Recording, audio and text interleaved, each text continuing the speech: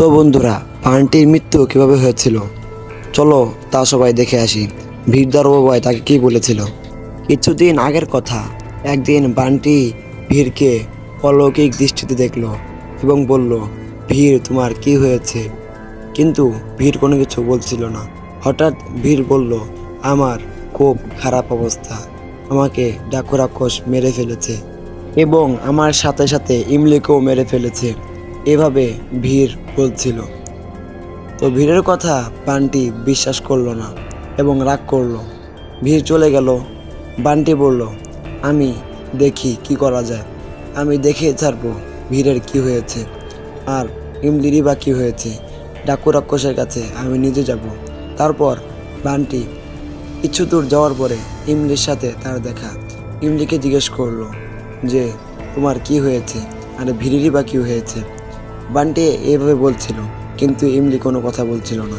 তারপর ইমলি হাওয়ায় উঠতে লাগলো এবং সেটা দেখার পর বান্টি হাত দিয়ে তাকে মারতে চাইলো, কিন্তু মারতে পারলো না, কারণ সে ভূত।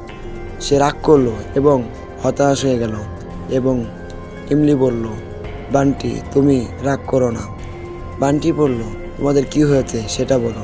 ইমলি বলল, আমাদের অনেক বাজে অবস্থা, আমাদের ডাকু রাক্ষস মেরে ফেলেছে। এটা শোনার পর বান্টি খুব মন খারাপ করলো আর ডাকু রাক্ষসের কাছে গেল এবং বলল, তুমি ভীর আর ইমলিকে কেন মেরে ফেলেছ? সেটা শোনার পর ডাকু রাক্ষস তো বেজায় রাগ করলো এবং সে বিকট চেহারা ধারণ করলো এবং বান্টিকে ভয় দেখালো আর বলল, ভীর আর ইমলির মতো তোকেও মেরে ফেলবো।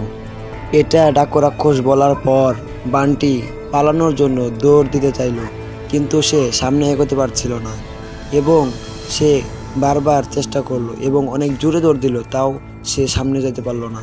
তারপর ডাকু রাক্ষস হাওয়ায় উঠতে লাগলো। বান্টি এবার হয়রান হয়ে গেল এবং বসে পড়লো। তারপর ডাকু রাক্ষসও তার সাথে বসে পড়লো। এটা দেখার পর বান্টি তো অনেক রাগ করলো এবং অনেক ভয় পেল আর তাকে মারতে চাইলো, কিন্তু ডাকু রাক্ষস বলল, পাগল, তুমি আমাকে মারতে পারবে না, তুমি মানুষ আর আমি রাক্ষস। সেটা শোনার পর বান্টি অনেক রাগ করলো এবং বলল, ভীর আমাকে মারতে পারেনি, তুমি আমাকে কিভাবে মারবা? পরে ডাকু রাক্ষস অনেক রাগ করলো।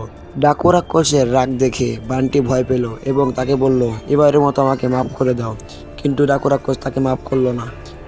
বান্টি তার পায়ে পড়ে গেল, তাও মাফ করলো না এবং রাক্ষস তার দিকে এগোতে চাইলো এবং বান্টি ওখানে অজ্ঞান হয়ে মরে গেল।